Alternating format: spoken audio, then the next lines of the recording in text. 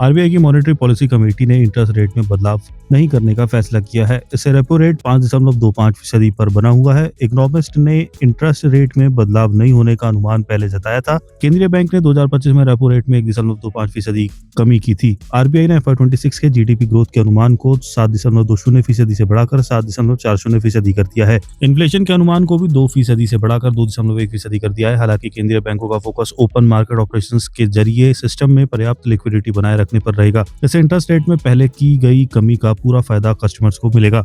Money control ने RBI को policy के बाद एक्सपर्ट्स की सलाह पर 6 रेट सेंसिटिव स्टॉक्स की पहचान की है, जिसमें आगे तेजी दिखाई दे सकती है।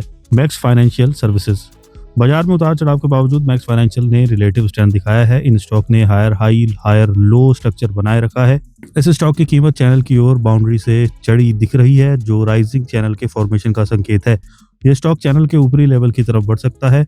ये उसके ऊपर भी जा सकता है। इस स्टॉक को 1700 से 1600 रुपए की रेंज में खरीदा जा सकता है। इसका प्राइस टारगेट 1850 रुपए होगा। इसमें 1600 रुपए पर स्टॉप लॉस लगाना होगा।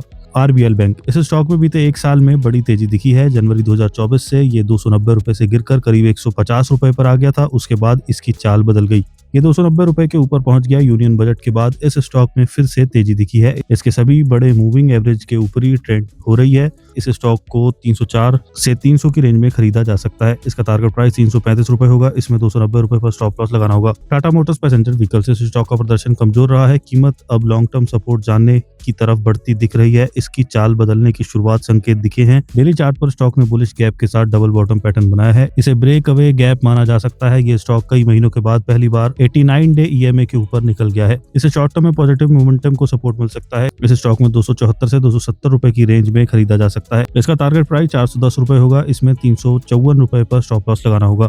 इस स्टॉक में नवंबर 2025 में मल्टी ईयर कंसोलिडेशन फेज से एक ब्रेकआउट देखने को मिलेगा।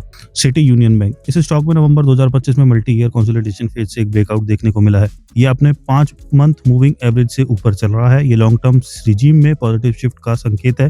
वीकली स्केल पर ये हायर टॉप और हायर बॉटम बना रहा है। इससे इसके बुलिश ट्रेंड में होने की पुष्टि होती है। इस स्टॉक को 317 रुपए के टारगेट प्राइस के साथ खरीदा जा सकता है। इसमें 281 रुपए का स्टॉप लॉस लगाना होगा। बैंक ऑफ इंडिया इस स्टॉक ने वीकली स्केल पर स्ट्रॉन्ग स्ट्रक्चरल सेटअप दिखाया है। अक्टूबर 2025 में large cap and handle pattern से ब्रेकआउट दिखा है। पोस्ट ब्रेकआउट के बाद स्टॉक ने पॉजिटिव रिजीम बनाए रखा है। ये अपने 12 वीक और 26 वीक ईएमएस के काफी ऊपर है। वॉल्यूम एक्टिविटी भी 20 वीक एवरेज से ऊपर पहुंच गया है, जो अच्छे पार्टिसिपेशंस का संकेत है। इस स्टॉक को 180 रुपए के टारगेट प्राइस के साथ खरीदा जा सकता है। इसमें 156 रुपए पर स्टॉप लॉस लगाना होगा। कैन फिन होम्स 2018 से मंथली स्केल पर इस स्टॉक में राइजिंग चैनल के अंदर ट्रेडिंग हो रही है। ये अपने 5 मंथ मूविंग एवरेज से काफी ऊपर है। इससे इसमें लॉन्ग टर्म स्ट्रेंथ का संकेत मिलता है। वीकली स्केल पर लगातार 6 हफ्ते से ये सीमित दायरे में बन रहा है। हालांकि फरवरी 2025 से ये हायर बॉटम बना रहा है। इस स्टॉक को 1003 रुपए के टारगेट प्राइस के साथ खरीदा जा सकता है। इसमें 899 रुपए पर स्टॉप लॉस लगाना होगा।